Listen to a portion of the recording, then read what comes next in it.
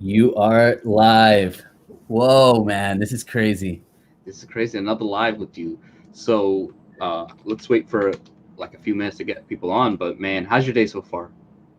It's good, man. Good. I think this is the first time outside your profile photo I see you in like a dress shirt. Now that I'm doing more kind of business ownership type Yeah, type things, like business development, sending videos via DMs. yeah.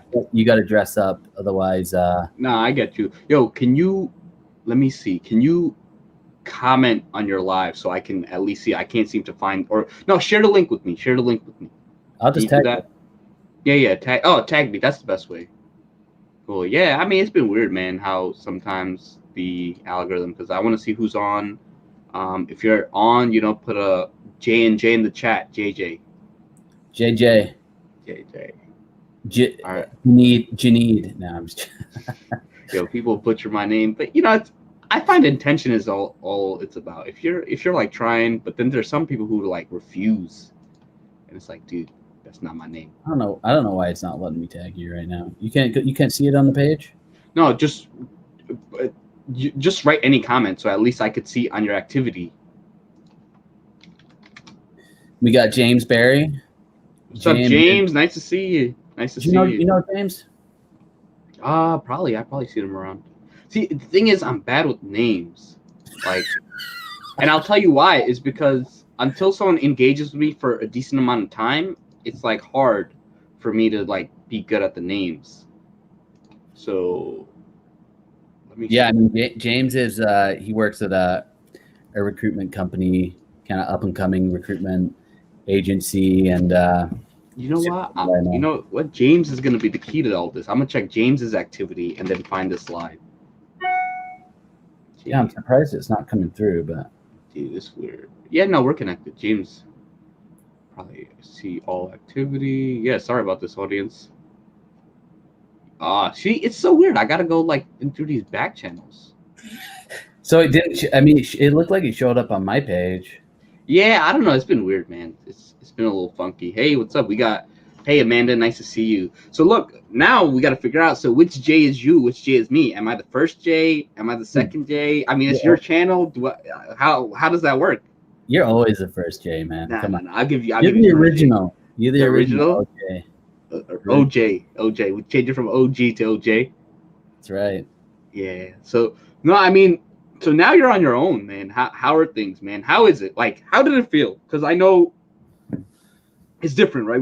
Everybody always talks about I'd love to go out on my own. I'd love to do this, and then you actually go out on your own. And what was it like? I remember when I like left my job, and it was just like, yo, I had like not much of a plan, like not much of a formalized plan, but I was like, yo, I need to do this, and it was interesting. But I was in a different position. Like, I'm not married, I don't have kids, I live at home. So you are married, have a beautiful daughter and a wife, so it's a totally different scenario for you. So how is the feeling with that? And hey, good afternoon, Kate Hogan.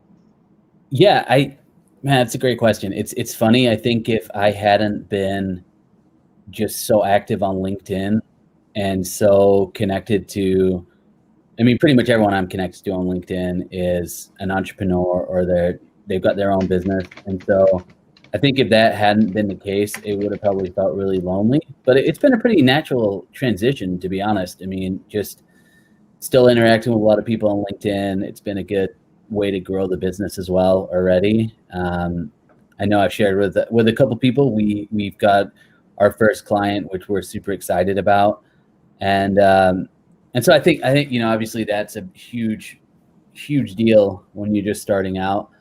But I think a lot of what I think new businesses struggle with in general is marketing, and LinkedIn's been a decent way to market myself. So definitely, my wife though, she was definitely nervous about things and excited at the same time. So yeah.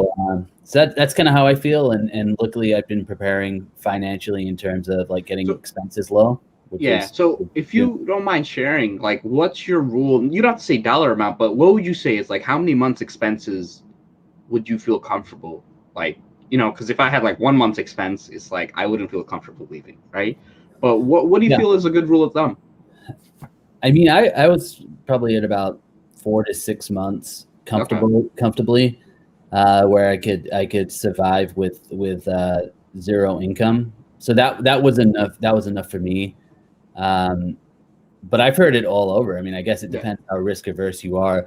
Yeah. But again, you know, I think about it and go, okay, if all else fails, I'm pretty much just going to go get a job, hopefully. So it's not like, it's not the end of the world, even if it doesn't work. I think I was just at that point where I was working and not necessarily putting 10% effort into what I was doing, because I was just so focused on LinkedIn and content and writing and doing the things that I love to do. And so now I just feel like, okay, I can 100% focus on the things that I love to do and help other people grow as well. And that's kind of the goal. Yeah. So what's your rule of thumb in the audience? You know, put your rule of thumb. How, if you were ever to start your own, how many months expenses? I find I find 6 to be like a okay, and it all depends on your skill set, right? Like 6, but you don't have a plan. Like you don't have because you have the LinkedIn profile going, and a lot of people really don't realize that the LinkedIn profile is a big asset. That, you know, worst case scenario, that you can make a post, be like, hey, time to tough, you know, my whatever. Anybody have any referrals? And if you have a decent audience, you will get a referral. 100%. But if you have decent communication skills, if you know how to reach out, if you're used to reaching out, cold calling, and you do have a following, it makes a big difference. So I will say that I think 4 to 6 months is definitely good for that range. But yeah, I mean, I personally tell people, you know, it really depends on the person, but 12 is, if it wasn't for someone like you, as active as you, you know, 12 to even 18, because man, you want to always be in a position where you're not desperate for clients, right? Because there's some clients that really, they'll take you through the grinder, and they'll keep on asking. And, you know, unfortunately, it's like if you have rent due next month, you know, it's hard to compromise. Whereas like if you know you can walk away from a deal, like, you know, there are some people that I've sort of walked away from in the initial pitch because I knew how much of a pain it would be working for them. But if I knew I needed this money next week, if I knew I needed this, you know, I'm gonna be in a very different position. Yeah, and it really depends what you're selling as well, and how long that sales cycle is. And see, Amanda just said, I'd say 6, so 6 months. Maybe depends on what types of leads you've got going. Yeah, I think that's a big thing too. Like, yeah, you know, and I know in the industry I was in, recruiting, it's like you can't.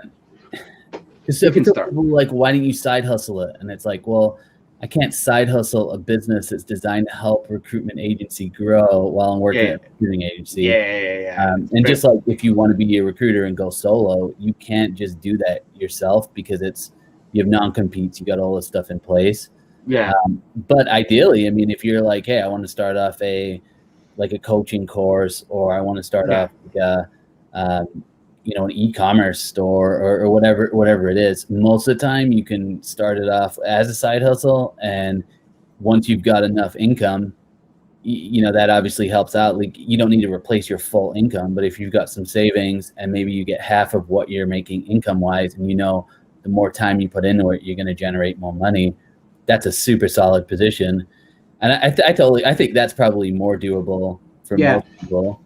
I mean, you should be able to maximize that time you have outside of work to put into whatever it is you're looking to do. And then it's a case of just shifting that time over. And I think to me, it's more about like, can you get your expenses down, and then can you get income? Because like if I had 2 car payments, if I had a huge mortgage, if I had like a really lavish lifestyle, it's a lot harder to break off. I pretty much brought the expenses down to pretty much as low as they can go. Yeah. So then that means I don't have to bring in as much income to cover those expenses, which I think not a lot of people think about that. I think a lot of talk is, how do you replace income? How do you replace the savings? I think the discussion could be, how do you bring down expenses? Yeah. And, you know, maximize that. So I'll probably I'll be moving back in with my parents here in 2 weeks. Really? No, but you know what? I would actually I'd be open to do that if Yeah. I think if we didn't have a baby, I'd be Yeah, more yeah, open yeah. to that. But No, I mean it's like a lot of people they feel embarrassed, but it's like, look, I've known certain people, and especially for growing companies, there's some critical times where yeah, it's like, look, if I can get through these 1, 2, 3, 4, 5, 6 months, I'm gonna get the hockey stick growth, right? Because a lot of small companies have that, but it's getting through that period, and it's like you got to do what you got to do. Like I knew someone who raised like I don't know, like 1.4 million on like Indiegogo or something like that, one of those platforms. And yeah, him and his fiance or wife moved back in with their, with his parents because he was like, look, if I can cut out this like, his rent was probably in the 2 to 3K a month. He was like, look, if I can cut out these whatever like 4K a month, and I could put that 4K into the business, or I could not worry about that 4K. It just makes such a big difference. Yeah. So I I mean, think it's huge. yeah.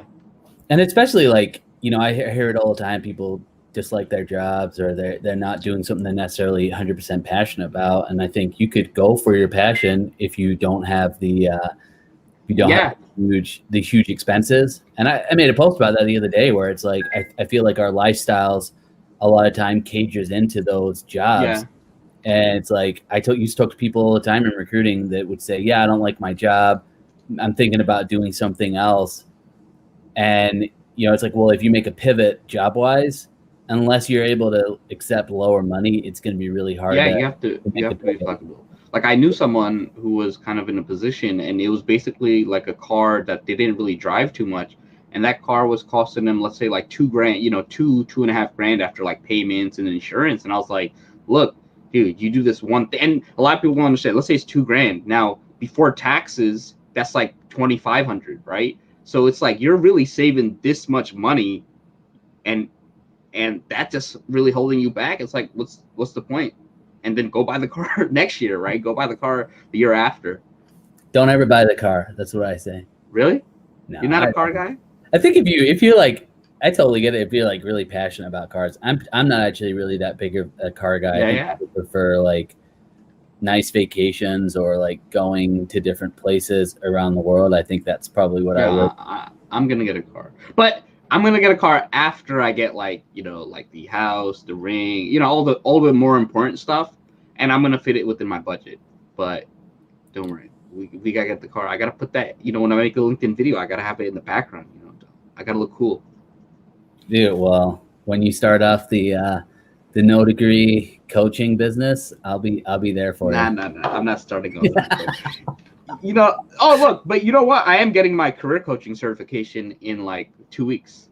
Okay, nice. Yeah, through Kristen Sherry. So it's been pretty eye opening and stuff. But yeah, I mean, I'm not a big fan of like charging like someone like 10K for coaching and stuff. I don't know. For me, it's like I'd rather do group or give out as much for free, or train either groups of people at like nonprofits, at corporate places, just because I think like the companies have the money to pay. And I'd rather charging a person less and then kind of tell them, hey, I'm not going to hold your hand, but I'm going to kind of guide you and give you XYZ. Because I don't know. I just find it too. That's just me. Some people are like, no, charge people. To me, it's just 50,000, man. You should charge 50,000 a session. Dude, that would be, if I could do that, I do one session and I tell the guy like, that's part of the problem. You do one session and you're good for the year. Now, you know what? I do 4 sessions. I gotta get my car, debt, 4 sessions. Well, let's get man. We'll bring. We got someone backstage here. So who we have backstage? Let's see. Can you see the backstage? No, I can't see. Nah, man. I feel like I'm like the master here. The master. Right here. So let's add. Let's add James to the live. What's up? How are you guys doing? Good. How are you?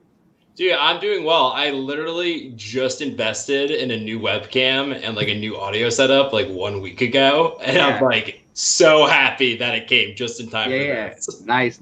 Yeah, I mean, you're looking good, man. Yeah, dude, thanks. I'm in my childhood bedroom. You can see like this is some nice rocking horses up there. Dude, this is like a nice bedroom. Like you see my messy room and all that. Joel got a nice room too. Look at the little. This is my parents' house. So like I mean, it's nice. I work from home, and then my wife's like, I got to get you out of the house. And so that I just go back to my parents' house. I'm like, it's that's awesome. office. It's office space, work from home. I guess they like seeing you. I guess it works out, right? Or maybe they don't like seeing you. I don't know. I don't know. If my dad was on the live feed, he'd probably chime in. So what is your dad like? So my dad, one time, he's like, oh, does Facebook pay you? Like, he saw me on, like, like, they have no idea, like, what I do. Like, what is your dad like? Does he, like, what's his level of understanding? He types like this. Oh. So he'll see this 4 days from now and be mad because but anyway, but James, dude, man, when did we connect, man? That was like we connected like 2 weeks ago when you announced that you were starting your own business. I started following all your content. I was like, Joel's going out on his own. I wanna see what it's like. So how's stuff for you been with Beacon, man? I know you're on the biz development side. So how's business been? Yeah, man, dude, things are going well. Things are kind of starting to get back to normal for us from like who we've been working with. So yeah, all good there. And then, I heard you guys were talking about like when you actually go out and go on your own. And like, I actually did that last year, cut all my expenses, moved back home, stopped spending any money on anything. And like the business didn't eventually work out. So, nothing ventured, nothing gained. But yeah, I definitely think at least 6 months, if not more, of savings. Because it's hard. And like, look, the one piece of advice I have is like, if I could go back in time and do it, it's like your business needs to be supporting you before you actually jump off. I know, like, Joel, you were in a pretty unique position where it's kind of like you can't start the business because it's pretty much in the same industry. But like for a lot of people who are like, I want to go do my own side hustle, like my biggest piece of advice is like get it up and running before quitting your full-time job. Because if you can't commit your weekends to it, then you can't make it a full-time gig. Yeah, no, I agree.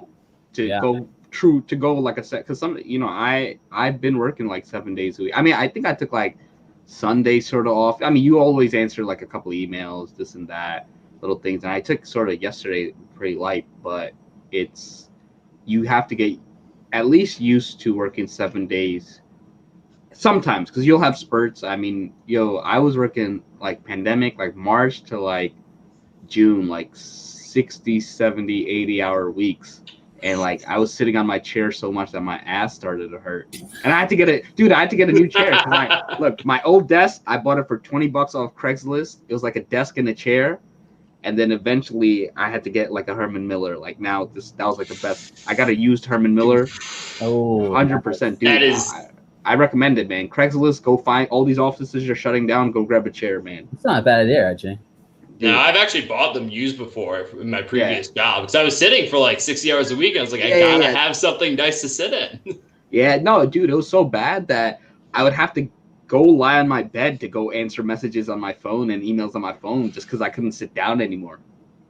Yeah, this is like the biggest piece of advice everybody says, but like standing desk all the way. Dude, I have a standing desk. Yeah, I don't. I have a desk. I just have boxes piled on top, so I can like put my monitor and laptop down. It's great. Yeah. It works. Yeah. No, so my standing desk, like the pump is not like working properly, so like I have to like go under it and put my back into it to get it standing. So, but what I want to do is I want to keep it standing, and then I'm gonna get it like attachment for the Herman Miller where it makes a seat up, so that way it's like I can always change between. That's what I kind of want to do, and I think for the live shows it'd be cool to just like do it standing. You could be a little more animated when you're standing. I think. Well, I did that live show yesterday with Scott, and he was standing. Yeah, and it was cool. It was like seemed like he was just more relaxed and yeah. And it's like my face is so super big in the screen, and I don't know. It looked like he had a pretty cool setup. Nice. But James, this your first live? This is my first one ever on LinkedIn. I guess not the first live show I've ever done, but on LinkedIn, yeah. So nice. So where else have you done live shows? Just usually like panel speaking discussions. Like we operate a lot in the startup world, so like anything talent related there, we hop in, say some like really smart stuff, and then hop out. So like that's the other kind of live stuff we've done. But LinkedIn Live is completely new to me. I mean, like the whole LinkedIn like I'd say activity and ecosphere in general is kind of new. It's a really, really cool place. It's its own world, man. I've been in it like in a year, almost. a little more than a year and a half. Like I'll hit 2 years in like January or February, and it's been interesting. So hold on, let me see. You know what? Let me see when Joel and I connected, because I think we connected like last October. October. Yeah, September, October. But I would see Junaid's like LinkedIn Insomnia show. He'd be playing at like 10 o'clock at night. And then I just started jumping in. And I was like, I remember one night I commented like 100 times. And then I think I messaged you and was like, hey, we should do a live show. And then we did like a mental health show. And it was cool, man. I mean, honestly, it was like brand new. I think I was sweating profusely the whole time. Really? So look, it's been a year. So September 14, 2019. That's when we first connected. Dude, and that's, dude, I got live like around that time. Yeah. My first live show, I think, was September 12th or something. Yeah. Yeah. So it's crazy because I've done over 100 hours, man. 100 something hours. I mean, I slowed down. But it's been cool. Can you see on here, because like on the backstage thing it says LinkedIn user? So who is LinkedIn user? No, so on some people have a privacy setting that you can't, that outside, so third party thing. So LinkedIn user is Aaron Moore, and it's just Aaron Moore. Dude, that's so funny. Yo, he called me yesterday. Yo, so you want me to tell you the story of me, Aaron and I? Sure. So and he's always like, yo, why don't you talk to Junaid? You're always telling him, why don't you talk to Junaid? And so me and him have been trying to get on a call since like March, dude. Like it's just like first one he missed it, or it's just like miscommunication. Then it's like back and forth, and every time I'm like, yo, we got to do this. Unorganization is what you're trying to say. Yeah, I'm very unorganized. So then he finally got yesterday. It was a cool call, man. He's a cool dude, just very helpful. Yeah, no, Aaron, man, I'm trying to even think when me and him connected. I think I had him on a LinkedIn Live like 8 months ago, or it was at the beginning of the year, and I didn't even think like that he was a recruiter. Like for some reason, he does the same thing as you.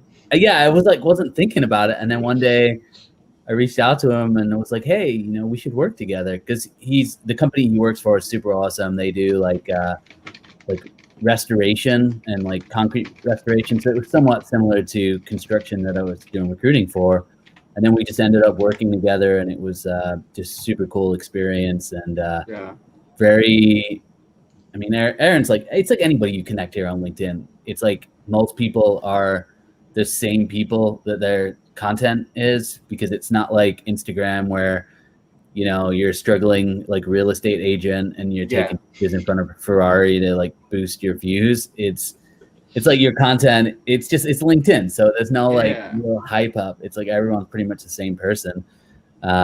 It's one of the reasons I love it. So, but James, I mean, you probably just started on your LinkedIn content. So what got you into starting to put things out and engaging more?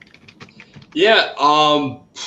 I mean, really having like something else to do during the day and exploring another channel. So it's like, I think for anybody who does like any type of like business development, which I'm responsible for, it's like the more that you can get yourself out there and like quality content out there, I mean, the more that you'll have traction, the more you'll be perceived as a thought leader. And like, really, like, I just want to have engagement, and I want to be able to do something where I'm like actually putting out good content there. Yeah. I think definitely one of my biggest challenges so far is like, what do people actually want to read? What do they want to consume? And I look at you guys are always posting stuff, and I'm like, that's quality stuff. And like, that's been the biggest hurdle for me. And I'm sure like you guys have already been through it. So if you have kind of like any, like, Joel, you and I connected for like a solid 30 minutes. You gave me like all your pieces of advice. So that was super appreciated. But John, I needed, like, if you have anything that you would like provide to somebody like me who's just starting out, that'd be. Hold up. I'm endorsing all your skills. That's what I'm doing right now. Yeah. I gotta help. Don't follow me. That's kind of what I'll tell you. Like, don't follow what I do. And that advice stems from is that you gotta sort of embrace like this. So look, for my content, I look at other people, but I don't copy. I sort of get an idea of like, hey, why is that working? Like, what's the value in it? And how can I transform it to me? Because what ends up happening is people copy, and yeah, you'll get some things, but then people are following the content for a copy, right? And the fact is, a copy isn't sustainable, and you'll eventually get found out. And the other thing is, if you copy someone, they can literally just copy you. But once you start figuring out, like, hey, what's my style? What does my audience react to? Like, test different things. It's not like, hey, I just did one post. It's just I found something that works for me, and I do a lot, right? It's the live shows. There's like a dimension, because the beauty of getting on the live shows and having your own podcast and doing it is that there's another dimension that you can't do, because there's some people who have no dimension to their LinkedIn, right? Because all they're doing is text posts, they're doing cheap stories and stuff. And then when you see them live, they're so underwhelming. So just because I've seen so many times, like I've met a lot of LinkedIn people in person, and they're like, oh, you're exactly who I expected you to be. And that's a good compliment, because I'm not deceiving anyone. I'm not tricking anyone. And that's who I want to be, because I met a lot of people in person and they're so underwhelming.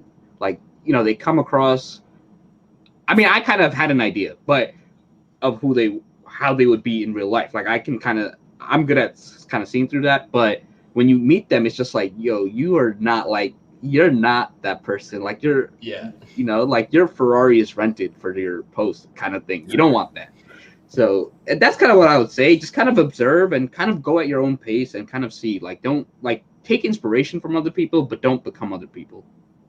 Yeah. Yeah.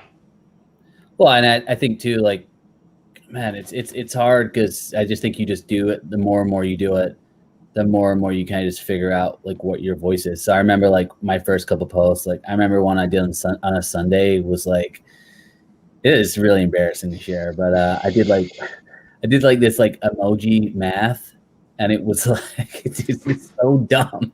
It was like smiley face plus like excited face equals this face, and I can't even remember the point of it, but it was really stupid. But I look back at like a lot of my old content, and it was like a lot of it like I would never post now, but that's okay, because I was just like figuring out things. And I think especially in the talent space, like just there's a lot of voices out there, and so I think any of the stories you have from just experience is huge. And now I'm working with clients to try and help them develop their own content, and it always comes back to the same thing of figure out like what's genuine to you, and it's just an extension of who you are. So long term wise, if you do it for a couple of years, you're just going to meet more people, and the engagement and that sort of stuff, it will come hopefully naturally as you just meet more people on the platform. I think a lot of people, though, they can just get caught into like, how am I driving engagement? And then you kind of lose what your voice is anyway. And then when you meet with someone, it's unless you have that transparency all the way through, I think it just becomes confusing, and it loses the point of what the goal is. And your goal, like you said, your goal is just to bring value, create conversations, create engagement. And obviously you want to drive business. Everybody wants to drive business. But a lot of people stray away, and they get into like the engagement chasing, and then you see 2 months worth of content and you don't even know what they do. Yeah. And, like a lot of my low performing posts are the ones which are business development posts, and they bring in the leads, and then some of the other posts will drive engagement, but it's all the same person. It's all me. And I think that's like the biggest key. What are people saying on here now? Yeah, no, the one guy said the USP, the unique selling proposition, would cannot be copied as your own 100% personality, because then when people use you, like when people use me for a resume, it's like, yo, I want to work with you. Or when they want to sort of do the virtual event, they're like, look, I know I trust you guys. And they're not going to, and I know Joel recently actually beat out like a big influencer on LinkedIn for some business. And they're like, look, I want to work with someone who's working directly with me, not transactional, because sometimes you see these big personalities, but dude, the reason they're making so much money is because they're not involved in the process. And for some people, look, they don't care. But for some people, it's like, look, if I'm paying so much money, I don't want to be like another, client 62 for the month, right? I want to be known. I want to be taken care of. I don't want to get my interaction outsourced abroad. Some people, right? Especially if I'm paying a lot, man, I want certain things. And then I think the other thing that, Joel, that you're doing really well is that you're good. I can tell when someone's got a video made by a certain person, or like by a certain, it was like, oh, this person made this video, because it's like it's all the same. It's all the same boring thing and all that. And for me, that's not what I'm looking for, right? If I don't know, if I'm a client, I would want to be unique, at least in some way, right? I don't have to be completely standing up, but you gotta have like a personal touch. Yeah. Well, I mean, it's the same with recruiting, right? I mean, it's, you can beat out a Robert Half or Ronstadt or any of these big names. Yeah. If you are like, hey, we're different, we focus on a handful of clients. And I think nowadays it's like personalization and customization really shows, and more the cookie cutter stuff there is out there, the harder it is to really bring that customization and personalization. Same with recruiting. Like if I'm working with a recruiting client, hey, you're one of 10 clients. If I'm a huge company, it's like you're one of a million and I'm one of a million. So I don't really care as much. And so I guess, because James, for you guys, I mean, you guys have focused more on like startups and probably startup growth, and I would think more people that you would even be trying to reach are probably pretty involved in social media. So I think that's it's a cool space to be in for sure.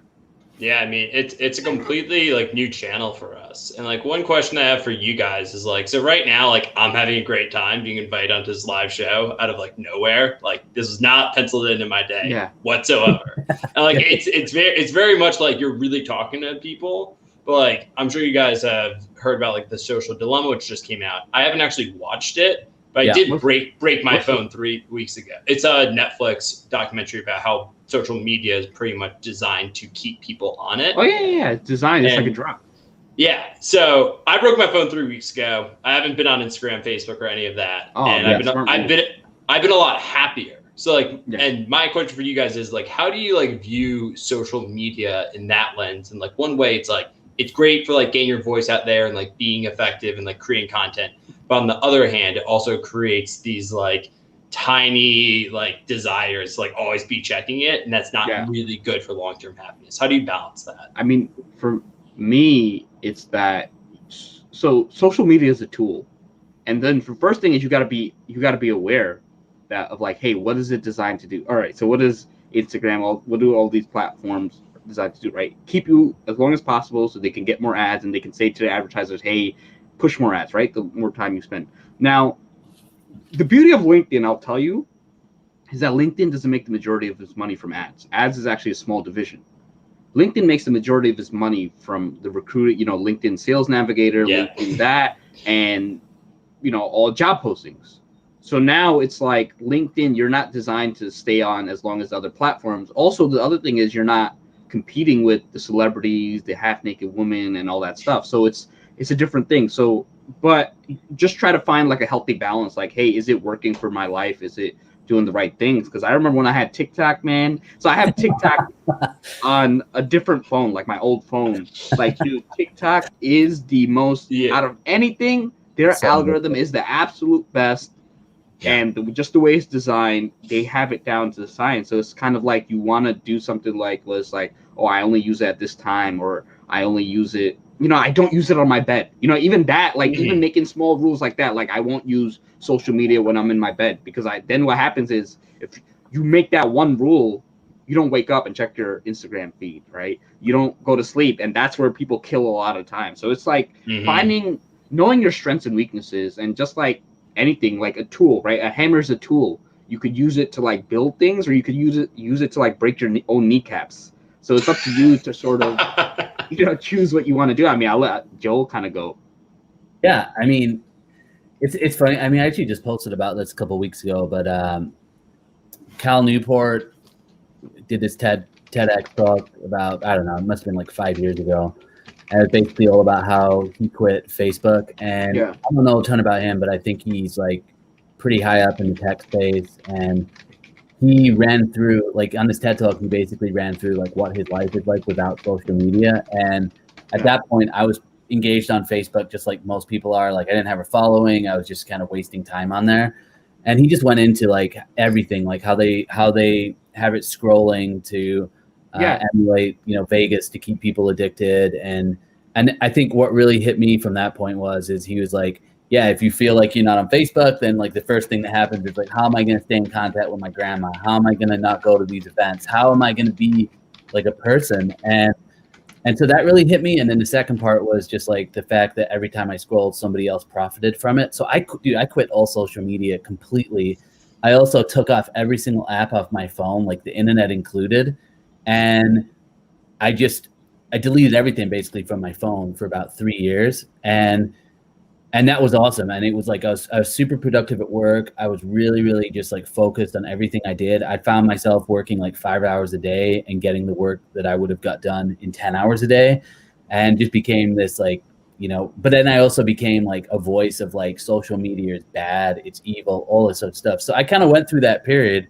And then coming back to LinkedIn, I started creating content and it started impacting people. So my motive originally when I got on LinkedIn was, I was like, oh, I can actually impact people in a real way. And so that's when I started seeing it, not even just as a tool, but like an actual extension of who I am. And so now even with LinkedIn, dude, I wake up with 150 notifications and I've got a bunch of notifications turned off. So I get a lot of notifications. I never check them. I just respond to what I can, when I can. And I think that's where I have control over it. Now I spend a lot of time on there because it's part of the business, it's part of recruiting, it's part of everything that I do, but it's also between 5 and 7, it's family time, so the phone goes away. So I think like if you are genuinely have an issue with social media, the best thing to do is like any other drug is to go cold turkey and just like like 2 years sounds extreme, right? But 2 years compared to like having psychological issues and depression and anxiety, I take the 2 years over that. And so now coming back on it, it's like I'm in control. Sometimes I spend a little bit too much time probably. But I think on the whole, like I'm pretty balanced with it. And so I think it's a huge issue. And I know like in the post I did recently, I think that post, I probably got 3,000 reactions on there and like a bunch of views because I think it is a huge issue. And I think it's coming to the forefront more. Facebook, for whatever reason, super toxic. I mean, it's politics everywhere. There's advertisements, like propaganda left and right. I recently joined back on. It was like every single one of my friends is just sharing complete garbage without even thinking. So I still have that really negative feeling towards social media. But at the end of the day, like if you view it as, this is my opportunity to connect with real people, and then you are taking things offline as much as possible, then you really start seeing the power. And to me, LinkedIn is just an introduction to a real person. And so if I can get introductions every single day to real people in the real world, then it's doing its job. I don't look at LinkedIn as the be all and end all for engagement. Like if we're just engaging in comments, that's cool. But I'm always trying to bring those conversations offline because ultimately that's what I'm about, is person-to-person communication, if that makes sense. Yeah, that's a really, really good way of putting it. That the ultimate goal is to have an offline conversation, or I guess an online conversation like we're currently having, because like that's what's actually really valuable. Yeah. And I'd count this. I mean, obviously, like we were in the pandemic, so like Zoom meetings, phone calls even, but it's just taking it offline is always the goal. And one of the big things too, I would encourage anybody out there is like just build real relationships, like that don't have a goal of like selling something or enrolling someone in a course or whatever it is. It's still important to just have real conversations with people. And I think that's where we meet. I think with Junaid and myself, like we text all the time. We become actual friends. And that's what I'm always looking to do, is build like actual relationships and friendships. And that's a great ROI in my opinion, at least. And but I also see business coming from it as well. So yeah, but that's a great question, man. And I think I'd be curious to hear what your thoughts are on that. I mean, obviously you're kind of newer to LinkedIn, but I'm guessing you've done a ton of stuff on other social media. So what's your take on that? Yeah, I mean, I've never grown like massive social profiles, but like obviously spent a fair amount of time on Instagram and Facebook. Facebook, you do have a really good point where it's like, how am I going to connect with people? And like, how am I going to like talk to grandma and like go to all these events? and that's like 1% of what Facebook actually is. For sure. And like if you just like hopped into the platform and you looked at it for like what it is today without ever seeing it before, you'd be like, oh wow, this is not something I really want to be a part of, because it's all this political stuff. It's not a lot of positivity. It's not a lot of people like being real. So I think, in the comments, people are like, delete social media from your phone. I think 100% that makes the most sense. Because for me, it's like, just because I'm on the phone right now doesn't mean I'm not using Facebook to communicate with people or using LinkedIn. It just means that it's slotted into a certain time slot on my day and they need to be at the computer. Yeah. Like the same goes for like checking your email and like being present at work. Like if you have your phone, you can be fully in the moment doing whatever you need to do outside of it. And I feel like so many people would always say like, yeah, like, focus on whatever you're doing, live in the moment. But it's really hard to do with the technology we have today and the way it's designed. So, 100%. I mean, for me, when I get my phone back up and running, because I'm locked out of all my 2-factor accounts, I can't text people, I can't call people. It's actually kind of a problem. But like, I'm going to limit myself to like 1 hour every day. I'm going to have probably like 20 apps. Like I miss podcasts, but I don't miss any of the other stuff. Yeah. Yeah, no, that's great. And I think, this is obviously Junaid's got the no degree website, but I just didn't even think about like colleges. Like they need to be teaching this type of stuff. And I think they are more, but I think the real issue is like there's no training. And so you have like parents that are just as hooked on their phones, and then they've got kids and they're seeing all the emotional issues that come with that, but they've also got emotional issues. And it's just like, nobody ever sat me down and was like, hey, this thing in your hand could actually be a bad thing if you use it the wrong way. And so I think that's where the hope is. It's like, I look with my kid, it's like, I would just want to teach her. I don't want to necessarily just take that privilege away from her of having a phone, but just like teach her what it is. It's a tool, just technology, social media. They're tools.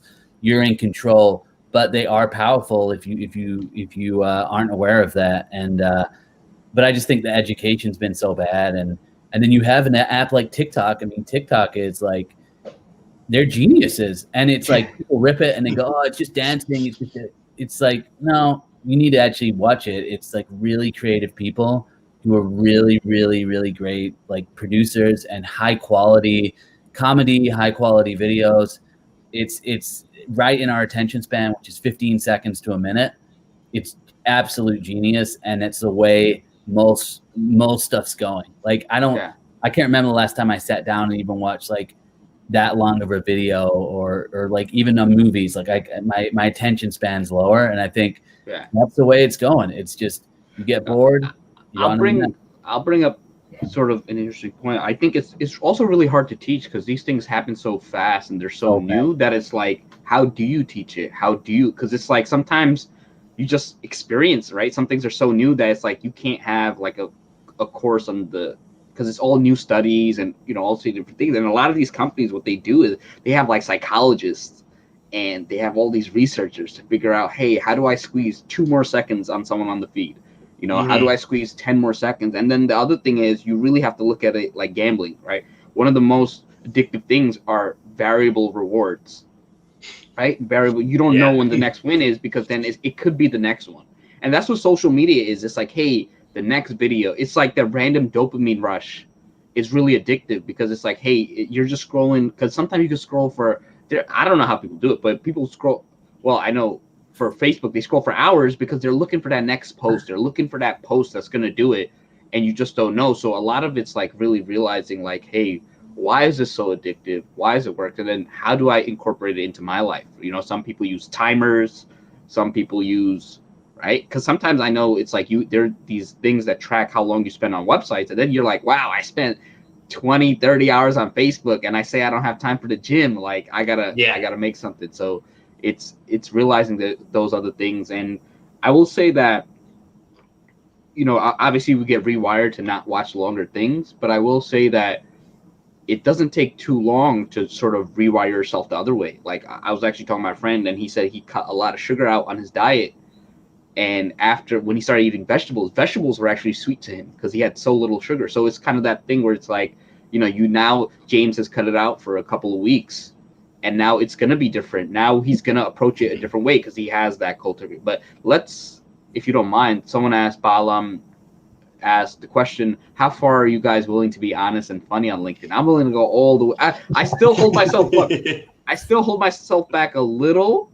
Yeah. You know, right? Some really, but I go pretty far. I mean, who goes as far as me in terms of like experimenting? Like I came on to a live show with like half a beard. Like I shaved half my face. And so like I do what I want, man. I think the honesty part, I mean, I'm fine with honesty and sharing where I'm at, and I think it's a powerful tool. But I think you got to be comfortable with that too. Yeah. Like the worst trend in the last couple of years is just like fake vulnerability and like just people putting out like stories like to show like how vulnerable they are, but really it's like not they're not being authentic at all. It's a good question though. But you got to be careful because it's like the boss might be watching, and you got to be careful because I own my own company, so it's like unless my nephew tells me like, what are you doing? My nephew watches my stuff, so other than that, it's like you got to be careful because unfortunately I've seen people where it's like they put themselves out there and then like they got fired, and it just sucks because what a lot of people don't realize is that the only reason I even know of your company is because of that guy, and I'll never know your company. The only reason I'll know you're of a hire, you're thinking about the short term about your brand. It's like the only reason your brand is even known is because of this person. Like James' company, like I know it because of James. Yeah, are you the most active person at Beacon Talent on? On most active person. Come on, man! You got to start getting that ROI. So then, headhunting can come in and we'll reshape the organization. Slowly but surely, baby steps, Joel. Baby steps. But I mean, it's true though. I mean, it's like take someone like you stepping out and figuring that out, and hopefully you'll get into that spot where you're able to drive some really good business through it as well. And I always say like content shouldn't replace like your sales strategy. It just adds to it. And you'd be great with your content and a great cold caller, then boom, you're a troublemaker in the industry for sure. So yeah, I saw your post on cold calling recently. So we don't do any cold calling. There you go. Just trying to, and look, we're building our client base and it's going really well. I mean, the one thing that we've seen a lot is like doing really personalized research and outreach has been incredibly effective. Like insanely effective. It's like, if you actually put in like the time and effort to like and sometimes the funny thing is you don't need a lot. Like, dude, someone could tell me, hey, I listened to episode 13 of your podcast. It was cool. They don't even need to listen. I'll be like, yo, you're an amazing person. Like, it's like that bad that you just have to know that I have an episode 13, right? Yeah. That's it. And people don't do that. Like, I got pitched today by a guy, like, like the financial advisors and accountants are pretty bad because it's like, dude, you want me to get on this 15 I get like requests for like 40 to 50, 15 to 20 minute intros. It's like, dude, I don't want to do that. Like I used to do that. And I know like how many of them actually turn to like actual connections and how many turn to like actual people who stayed around. And it's like, dude, I'd rather spend time talking to Ben. I'd rather spend time talking to Aaron and Jermaine, because these are the people who stick around and, who are still around even when I'm not buying something and they're looking out for me. They remember me. I'm not just a quota. So it's just funny how things are. Well, I get we all get the classic, like, hey, or be like, I've had people reach out to me and they're like, hey, do you want to know how to use LinkedIn? Like, generate leads? Know how to generate leads? I'm like, come on, man, are you serious? But that's a huge area of opportunity. And again, it's like, same with recruiting, get your 20 people that you want to reach out to, figure out who they are, figure out like what their goals are, figure out what their achievements are, highlight those achievements, show that you did some research, reach out to them in an intelligent, respectful way, do it over a month, you'll get a conversation.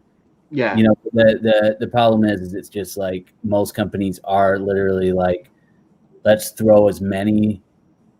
basically do as much as we can as quickly as we can, and we'll work on incremental percentages of success. But it's like they're looking at the 0.03 people out of 1,000 that will respond, Instead, they're not looking at the 99.7 and just checked out and like hate your brand. Hey, dude, this guy asked me how's my day today. He sent me the longest. Yeah, I didn't even know LinkedIn. The characters went that long for messages. He sent me 2 of those. He said, "Yo, how's your day?" I said, "It's terrible because people like you keep on pitching to me. Like I could just go straight up." And then he was like, "Haha, I understand." Like I was like, "Dude, you're like get off." Like you. But it's huge, man. I mean, it's like especially in recruiting. I think about recruiting like a good book of business. Like if you're billing for 500,000, you're killing it, right?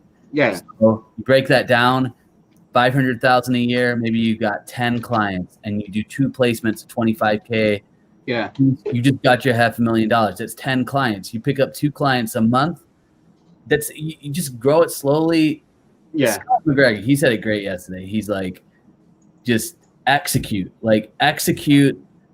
build your brand, be patient, do a great job, and you'll get referrals, and people will refer you. But it's like I've just been in those organizations where it's like, you know, it's kind of just I don't know what happened. It's just like in sales, people were like, make 100 cold calls, send 10,000 emails. You know what it is? It's that it's so there's no substance to it. It's just like call. That's the one step. Literally just have a number list and call. Whereas the other one is like there's no, it's not a formula. It's like, hey, you know, this one person, you got to look at the website. Oh, here's a way to reach out to them. Here's what they care about. Here's how to add value. Whereas you're only thinking about yourself, and it's like, oh yeah, if I get this, here's my numbers. And you know, the old sales thing is like, hey, you know, make 1 more call a day. You know, that's just, you know, they're kind of going off that mentality where it's like, look, yeah, you know, at the time that's what you guys knew, but it just shows that, look, things work until they don't. Email used to be a way, like before cold call, it was like, oh yeah, email. But now people get like 200 emails a day that it's just like, dude, I don't got time for. So now it's funnels, right? I mean, like use your content to funnel. Dude, shut up. I don't care about funnels. Like I get it. It works. Right. Obviously it works, but it's like everything works for a certain period of time. And then everybody does it and it stops working. So then you have to come up with the next thing. Someone just asked, I think it's Aaron. He probably just said, you know how I feel about cold calls when it comes to the industry. Yeah, that's Aaron. Firms have 100 calls a day. I think they got 100 calls a day because you know what? There's people out there in the recruiting world in particular that they make millions of dollars a year picking up the phone and calling, but they also have relationships that are established for like 20 years. Yeah. And so, you know, if you've been doing something for 20 years and you're making millions of dollars a year, you're never going to be open to something new. But you just have to open your mind up to the fact that if you're brand new into an industry, what worked 20 years ago probably isn't going to work today. And what even worked 2 years ago probably isn't going to work today. So I think the way that we kind of get around that is you just show better results. You got a guy like James that comes out and says, hey, I've been doing LinkedIn content. Here's my 10 clients I closed on without doing any cold calls. That'll get someone's attention right away. And then you start to shift the mindset. And I think I think personalization is everything nowadays. I think it's on every platform. I would be shocked if someone with 200,000 followers DM'd me on Instagram. They would have my attention right away. And I think we've got to get back to that personalization, and smart people are going to figure that out, and they'll, No, I think you're absolutely right. And then the other thing is people go for the 100 calls a day because they can say, oh, well, this person did 120 and they got more business. Like, you know, it actually shows a lack of managerial ability, because then they don't know how to accurately manage you. They don't know how to, all they know is, hey, just, you know, here's a widget, spend more time, get more with. That's all they know. And it's really a lack. I've seen a lot of like employers, like they'll track your hours because they don't know how to track their productivity. They don't know how to truly track success and reverse engineer it. And that's where a lot of it comes from. 100%. I mean, at the end of the day, I mean, cold calls do work. You know? Yeah. And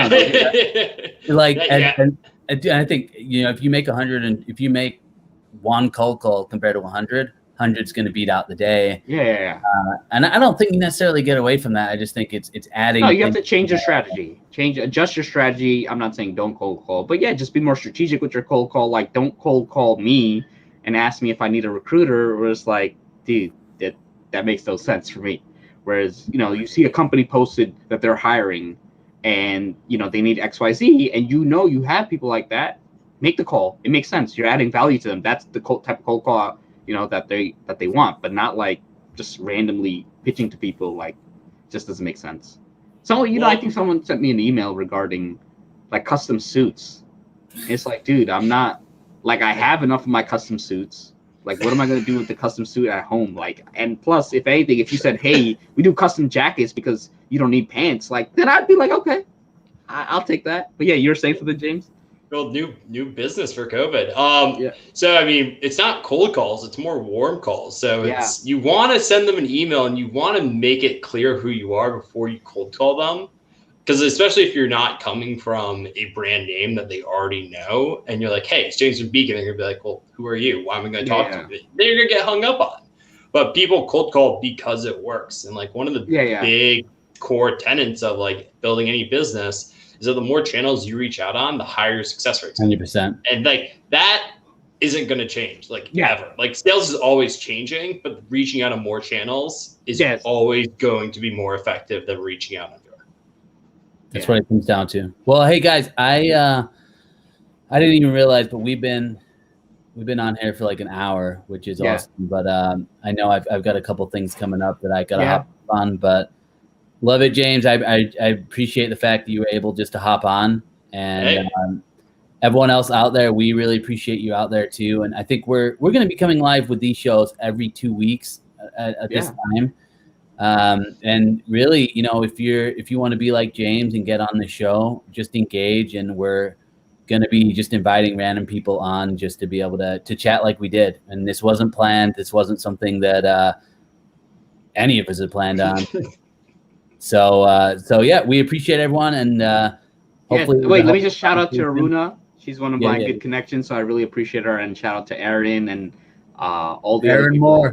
Aaron Moore, Jermaine, Balam, Amanda, Joan, Amanda. So appreciate you guys. And James, of course. We gotta thank James. Dude, thanks for having me. This was not planned at all. Really made my day. So great connecting with both of you guys. But yeah, well, I'll definitely follow up with you. Yeah, we can actually introduce each other apart from just engaging in each other's comments. Cool. Sounds good, man. All right, man. You have a good one. End this right now.